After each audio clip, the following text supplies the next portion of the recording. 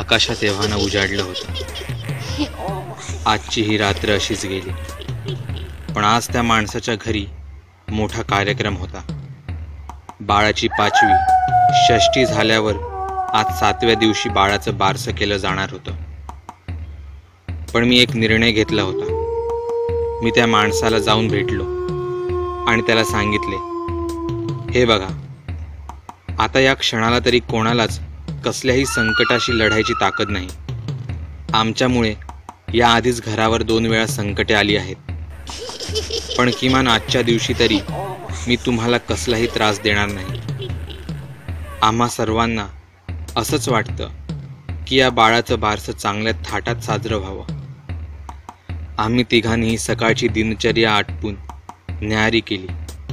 मी ठरवलं होतं, आज संध्याकाळपर्यंत मी विशालसोबत जरा घरापासून लांब फेरफटका मारणार होतो. नयन आता जरा बरा वाटत होता, पण त्यात अजूनही अशक्तपणा होताच. रात्री त्याचीही त्या अमानवी शक्तींमुळे झोप झाली नव्हती. म्हणून तो आज घराबाहेर आमच्या गाडीतच आराम करणार होता. आम्ही ठरल्याप्रमाणे नयनचा निरोप घेतला. त्या गावात काही मंदिरं होती.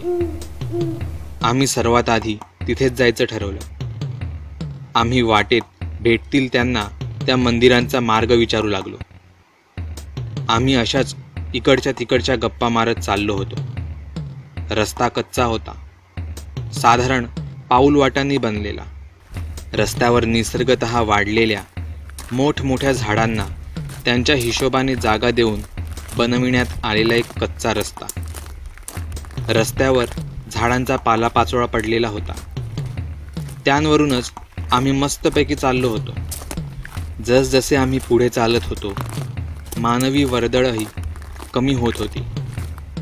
या निसर्गात आम्ही आमच्या शरीराचा नाही तर किमान मनाचा थकवा तरी कमी करू पाहत होतो.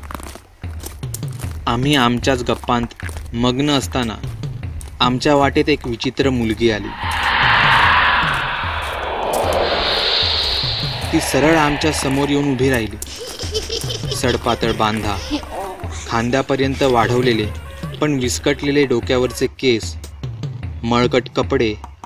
ती साधारण 20तील तरुणी असावी. ती स्वतःहून आमच्याजवळ आली. तिने विचारले, तुम्ही इथे नवीन दिसता, तुम्हाला कुठे जायचं आहे? मी मंदिराबद्दल तिला सांगितलं. तुम्हाला काही त्रास होणार नसेल तर मी सुद्धा त्या ठिकाणी तुमच्यासोबत आली तर चालेल ना? ती विचित्र आवाजात नाकातून बोलत होती. आम्ही तिला होकार दर्शविला. मंदिरात येणार म्हटल्यावर तिच्यावर संशय घेण्यासारखं काहीच नव्हतं. तसंही आम्हाला त्या मंदिराचा रस्ता माहीत नव्हता. तिची आम्हाला एका अर्थी झाली तर मदतच होणार होती. आम्ही तिच्याबरोबर गप्पा मारत चाललो होतो. आम्ही काही अंतर चाललो असेन तोच मला त्या लहान मुलाच्या रडण्याचा पुन्हा एकदा आवाज आला. तसे माझे पाय जागेवरच थांबले. माझी नजर त्या आवाजाच्या दिशेचा शोध घेत होती. यावेळी मला कोणतीही जोखीम घ्यायची नव्हती. त्या मुलाच्या रडण्यामागे नेहमी काहीतरी कारण असतेच, किंवा एखाद्या संकटाची पूर्वसूचना. इतक्यात एका झाडामागे मला तो मुलगा दिसला.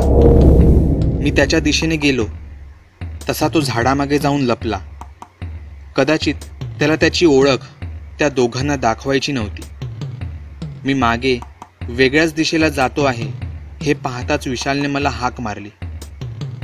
मी माझ्या हाताच्या उजव्या करंगळीचे बोट वर करत त्या झाडाजवळ गेलो. विशाल त्या मुलीसोबत पुढे गप्पा मारत थांबला. मी झाडामागे पाहिलं. मला यावेळीही त्या लहान मुलाला पाहून धडकीच भरली. मी काही बोलणार इतक्यातच तो मुलगा धडाधड बोलू लागला. तुमच्यासोबत जी मुलगी आहे ती जिवंत नाही, ती एक भूत आहे, ज्याला आशेव म्हणतात.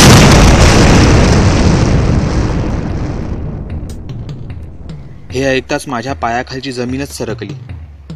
आम्ही कोणाचं काय बिघडवलं होतं ज्यामुळे या अमानवी शक्ती आमच्या पाठी लागल्या आहेत.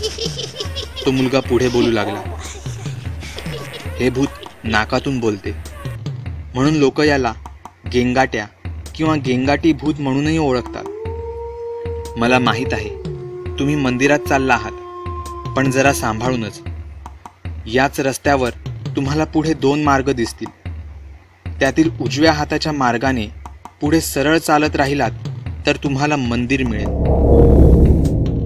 पण जर तुम्ही डाव्या हाताला तिच्या सोबत गेलात तर तुम्हाला मृत्यू मिळेल.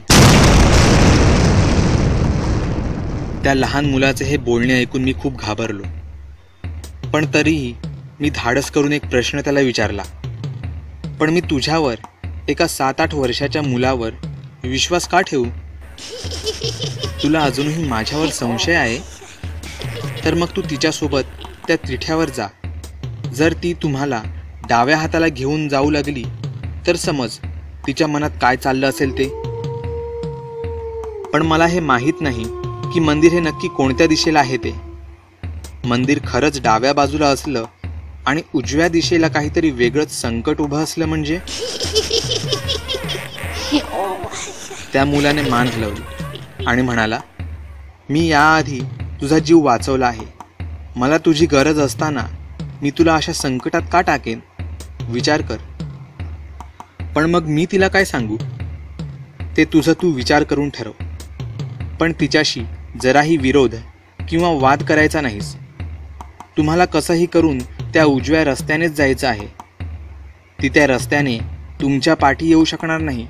पण जर तुम्ही पाठी वळून तिच्याकडे पाहिलत तर यावेळी तुम्हाला मी सुद्धा वाचवू शकणार नाही. आणि हो, येतेवेळी या रस्त्यावरून परत यायचा विचारही करू नका.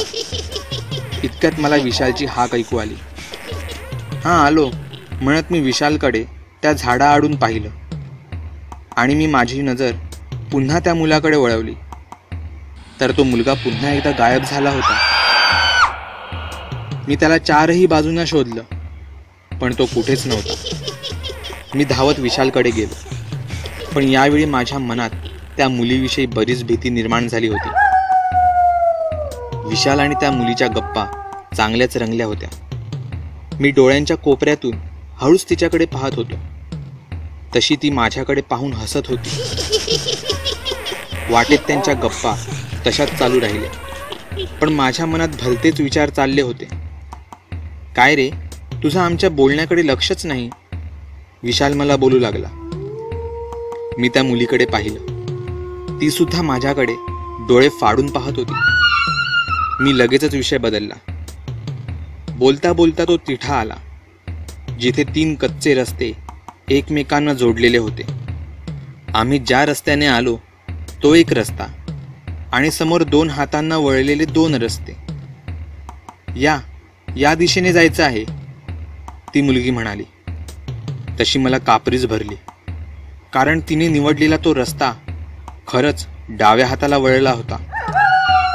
मला वाटतं मंदिर या रस्त्याला आहे, मी जरा घाबरतच म्हणालो, कारण मला माहीत नव्हतं यावर तिची प्रतिक्रिया काय असेल ती. अरे, मी कितीतरी वर्ष इथे राहते आहे, मंदिराकडे जायचा हाच रस्ता आहे, ती वैतागत बोलली. इतक्यात विशाल मला बोलला, अरे तुला काय माहिती आहे या गावातलं? ती बोलते आहे तर तिथेच असेल. असं म्हणत विशाल डाव्या हाताला वळला. ती मुलगी माझ्याकडे बघून खुदकन हसली. तिच्या नजरेत एखाद्या विजयाचे भाव मला दिसत होते. मी विशालचा हात घट्ट पकडला. आम्ही जिथे उभे होतो तिथून लांबवर पाहिलं. कुठलंच मंदिर कुठेही दिसत नव्हतं. मी त्या मुलीला बोललो, आम्ही या उजव्या बाजूच्या रस्त्याने 10 ते 15 पावले पुढे चालून बघतो, काय दिसतंय का ते? नाही दिसलं तर येतो परत. मला कसंही करून एकदाच त्या रस्त्याला जायचं होतं. पण का? मी सांगते आहे ना, मंदिर याच डाव्या रस्त्यावर पुढे आहे. तिच्या आवाजातील राग मला आता स्पष्ट जाणवत होता. अरे ती बोलते आहे ना, तर चल ना तिथे, विशाल बोलला. तसा मी त्याचा हात घट्ट पकडून उजव्या रस्त्याने सरळ चालू लागलो. मी त्या मुलीला बोललो, मी 2च मिनिटात पाहून आलो. ती मुलगी वैतागून आमच्यावर जवळजवळ ओरडतच होती. जर तिचं म्हणणं बरोबर असेल आणि ती साधारण मुलगी असेल तर आम्ही तिचा एका अर्थी अपमानच करत होतो. अरे त्या बाजूला स्मशान आहे, ती मुलगी जोरात ओरडली. हे काहीतरी नवीनच आमच्या कानी पडलं होतं. थांब विशाल, मी काय सांगतो ते ऐक. तुला तुझ्या आवडत्या व्यक्तीची शपथ आहे. काहीही झालं तरी तू पाठी वळून पाहायचं नाहीस. असं म्हणत विशालचं तिच्या आवाजाच्या दिशेने थोडंसं वळलेलं डोकं मी एका हाताने घट्ट पकडलं. समोर बघ, फक्त समोर बघ. पण का? काय झालं? हे आशेव भूत आहे. तिला आपला जीव घ्यायचा आहे. हा मार्ग मंदिराच्या दिशेने जात असल्याने ती आपल्याला या मार्गावर काही करू शकत नाही. पण पाठी बघू नकोस. पण तुला माहीत आहे का हा रस्ता कुठे जातो? नाही माहीत, पण मला खात्री आहे तिच्या मनात काहीतरी विचित्र चालू आहे. तिथे मंदिर नाही आहे. आमच्या अगदी कानाजवळून तिचा आवाज आला. तसं आमचं अंग शहारलं. आम्ही जेवढं शक्य होईल तेवढ्या वेगात चालू लागलो. आम्ही कितीही पुढे गेलो तरी त्या मुलीचा आवाज आमच्या अगदी कानाजवळच येत होता. तिथे मंदिर नाही आहे, मागे फिरा, तिथे स्मशान आहे.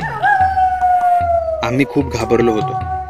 आम्ही जवळजवळ सगळ्याच देवांच्या नावाचा जप करत होतो आणि अचानकच तिचा आवाज बंद झाला. 5-1 मिनिटांनी आम्हाला झाडांपलीकडे जे दिसलं त्याने आम्हाला आनंद आणि आश्चर्य दोन्ही वाटलं. तो एका मंदिराचा कळस होता. याचा अर्थ ती मुलगी स्पष्टपणे खोटं बोलत होती. तिचं शेवटचं वाक्य होतं की या मार्गावर तुम्हाला स्मशान मिळणार आहे. पण इथे तर प्रत्यक्षात एक मोठं मंदिर होतं. यातच तिच्या बोलण्यामागचा दुष्ट हेतू आमच्या लक्षात आला होता. पण आता पुढे काय? आम्ही खूप घाबरलो होतो, थकलो होतो. आता दुपारचे साधारण 11 वाजले होते. तो मुलगा बोलला त्याप्रमाणे काहीही झालं तरी आम्हाला या मार्गाने परत यायचं नव्हतं. पण मग दुसऱ्या मार्गावर कुठलं संकट आमच्या नशिबात वाढलं होतं कोणास ठाऊक. आम्ही सुखरूप घरी पोहोचणार होतो का, की आम्हाला नियती एका वेगळ्याच वळणावर घेऊन जाणार होती? पाहायला विसरू नका पुढचा भाग. दर आठवड्याला असेच 2 हॉरर व्हिडिओ पाहण्यासाठी चॅनल सबस्क्राईब करायला विसरू नका. चॅनल सबस्क्राईब करण्यासाठी या बटनावर क्लिक करा. व्हिडिओवर लाईक आणि कमेंट जरूर करा. इतर व्हिडिओ पाहण्यासाठी इथे क्लिक करा. व्हिडिओ जास्तीत जास्त शेअर करायला विसरू नका. धन्यवाद.